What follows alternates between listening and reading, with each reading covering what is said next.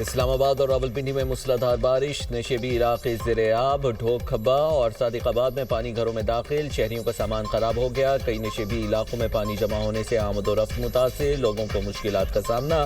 نالا لئی اور کٹاریاں کے مقام پر پانی کی سطح 19 فٹ تک ریکارڈ کی گئی۔ گولڑھا میں سب سے زیادہ 145 ملی میٹر بارش ریکارڈ کی گئی، بوکھرا میں 132، پیر ودھائی میں 105 اور گوال منڈی میں 77 ملی میٹر بارش ریکارڈ کی گئی۔ گجرات سیالکوٹ، جہلم، شکرگڑھ اور گرد و نواح میں بادل کھل کر برسے، سوابی میں طوفانی بارش ہوئی، برساتی نالوں میں پانی کے بہاؤ میں اضافہ دیکھنے میں آیا۔ آئندہ 24 گھنٹوں میں پنجاب کے بیشتر اضلاع میں مزید بارشوں کی پیش گوئی۔ پی ڈی ایم اے کے مطابق راولپنڈی، مری، گلیار، جہلم، چکوال، تلہ گنگ، اٹک میں بادل برسیں گے۔ سیالکوٹ، ناروال، گجرات، گوجرانوالا اور حافظ آباد میں بارش متوقع ہے۔ لاہور، قصور، اکاڑا، شیخوپورہ، خوشاب اور میاں والی میں بارش کا امکان ہے۔ مونسون بارشوں کا چھٹا سپیل 21 اگست تک جاری رہے گا۔ پہاڑی علاقوں میں لینڈ سلائیڈنگ کا خدشہ ہے۔ قومی اسمبلی کا اجلاس آج شام 5 بجے طلب، 42 نکاتی ایجنڈا جاری۔ آئل اینڈ ریگولیٹری اتھارٹی ترمیمی بل ایجنڈے کا حصہ۔ اسلام آباد میں آبی قلت سے متعلق توجہ دلاؤ نوٹس ایجنڈے میں شامل۔ پانی کی دوبارہ قابل استعمال بنانے سے متعلق توجہ دلاؤ نوٹس بھی شامل۔ مختلف قائمہ کمیٹیوں کی رپورٹس بھی قومی اسمبلی کے ایجنڈے کا حصہ ہے۔ اسپیکر ایاز صادق نے بزنس ایڈوائزری کمیٹی کا اجلاس 4 بجے طلب کر لیا۔ بزنس ایڈوائزری کمیٹی اجلاس میں 29ویں سیشن کے ایجنڈے پر مشاورت ہوگی۔ محسن نقوی کی وزارت داخلہ کے اداروں کو 2 سالہ ٹرانسفارمیشن پلان پیش کرنے کی ہدایت۔ وزارت داخلہ کے ذیلی اداروں کا اجلاس، وفاقی وزیر داخلہ کا اداروں کو باہمی تعاون اور رابطہ مزید مضبوط بنانے کا حکم۔ کہا وزارت داخلہ کا کام دیگر وزارتوں سے مختلف اور غیر معمولی ہے۔ نئی اداروں اور بشمول لینڈ رپورٹ اتھارٹی کو مکمل سپورٹ فراہم کی جائے گی۔ تمام اداروں کو درکار وسائل فراہم کیے جائیں گے۔ ادارے ڈیٹا اور سائبر سیکیورٹی کے لیے مؤثر اقدامات یقینی بنائیں۔ عوام کو بہترین سہولیات اور معیاری خدمات فراہم کی جائیں۔ ادارے خود مختار اور بااختیار ہوں۔ ہر معاملہ وزارت کو بھیجنے کی ضرورت نہیں۔ طلال چودھری نے کہا وفاقی اداروں میں کام نہ کرنے کا کلچر تھا، ہم نے سوچ بدلی۔ تمام اداروں کو ٹارگٹ بیسڈ اور نتیجہ خیز انداز میں کام کرنا ہوگا۔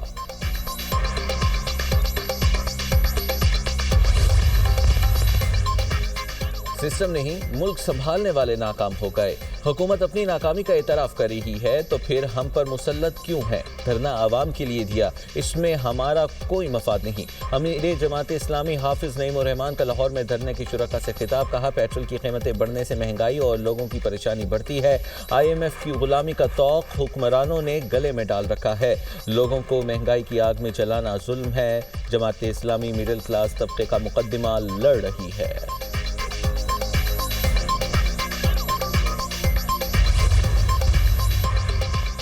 آبنائے ہرمز کی بندش عالمی سطح پر سنگین تشویش کا باعث ہے۔ ترک صدر رجب طیب اردوان کا بیان۔ کہا ابھی گزرگاہ عالمی تجارت خصوصاً تیل اور توانائی کے وسائل کے لیے انتہائی اہم ہے۔ آبنائے ہرمز کو جلد از جلد دوبارہ کھولنا انتہائی ضروری ہے۔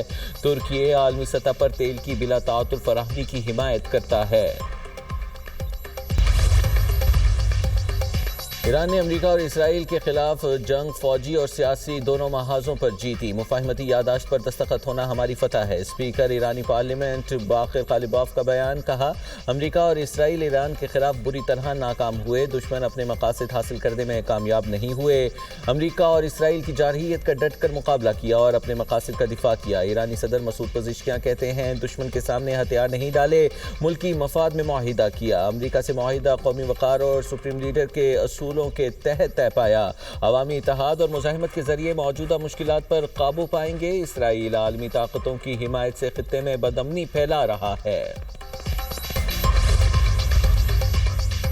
ایران نے 60 روزہ مفاہمتی معاہدے کو جنگ کی تیاری کے لیے استعمال کیا۔ امریکی اخبار کا دعویٰ۔ وال اسٹریٹ جرنل کے مطابق ایرانی سخت گیر رہنماؤں نے معاہدے کو وقت حاصل کرنے کی امریکی کوشش سمجھا، جبکہ ایرانی قیادت کا ماننا تھا کہ امریکہ اور اسرائیل نئے حملوں کے لیے وقت حاصل کر رہی ہے۔ تہران نے یمن، عراق اور لبنان میں اپنے اتحادی مسلح گروہوں کے ساتھ رابطہ اور تعاون بڑھایا۔ ایران کے پاس اب بھی خطے میں امریکی مفادات اور توانائی انفراسٹرکچر کو نشانہ بنانے کی صلاحیت موجود ہے۔ فوجی قیادت میں بروقت تقرریوں نے دشمن کے منصوبے کو ناکام بنا دیا۔ ایرانی سپریم نیشنل سیکیورٹی کے سیکریٹری محسن رضائی کا سپریم لیڈر مجتبی خامنائی کو خط، کہا 6 اعلیٰ فوجی کمانڈروں کی تقرریاں بروقت اور دانشمندانہ فیصلہ ہے۔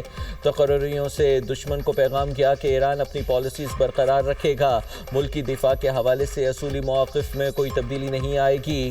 نئی فوجی قیادت کسی بھی ممکنہ جارحیت کا بھرپور جواب دے گی، ملکی دفاعی صلاحیت کو مزید مستحکم بنائیں گے۔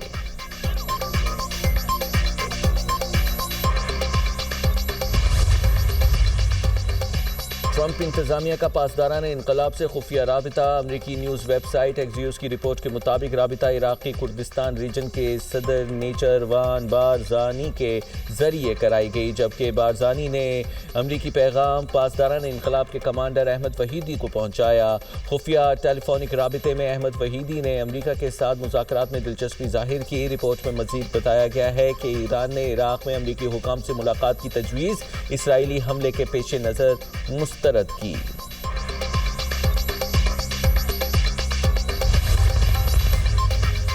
اسرائیل کی جانب سے امریکی منصوبہ مسترد کرنے پر اسلامی ممالک کی مذمت۔ غزہ کی صورتحال پر پاکستان سمیت 8 اسلامی ممالک کے وزراء خارجہ کا مشترکہ مذمتی بیان جاری۔ امریکہ سے منصوبے اور روڈ میپ پر عمل درآمد یقینی بنوانے کا مطالبہ۔ ترجمان دفتر خارجہ کے مطابق مشترکہ بیان میں کہا گیا ہے کہ رکاوٹ اور تاخیر کے نتائج کی ذمہ داری اسرائیل پر ہوگی۔ غزہ امن منصوبے پر عمل درآمد میں تاخیر سے صورتحال مزید خراب ہو سکتی ہے۔ اسرائیل امن کوششوں میں رکاوٹ ڈال رہا ہے۔ غزہ منصوبے پر پیش رفت کے لیے قاہرہ میں اہم مذاکرات۔ امریکی صدر ڈونلڈ ٹرمپ کے نمائندوں کی مصر، قطر اور ترکی کے ثالثوں سے ملاقاتیں۔ امریکی صدر کے نمائندوں میں خصوصی ایلچی جیریڈ کشنر، بورڈ آف پیس کے نمائندے نکولے میلاڈینوف شامل ہیں، جبکہ جیریڈ کشنر کی حماس کے وفد سے بھی ملاقات ہوئی۔ غزہ کی صورتحال اور اسرائیلی حملوں پر گفتگو ہوئی۔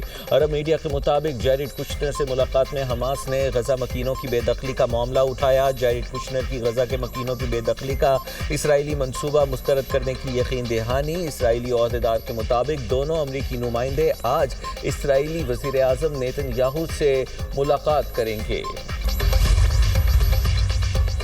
اسرائیل کو غزہ منصوبہ قابل قبول کرنے پر مجبور کیا جا رہا ہے۔ فلسطینی مزاحمتی تنظیم حماس کا امریکی امن وفد سے ملاقات کے بعد بیان۔ ہم نے امن منصوبے کے پہلے مرحلے کی شقوں پر مکمل عمل کیا۔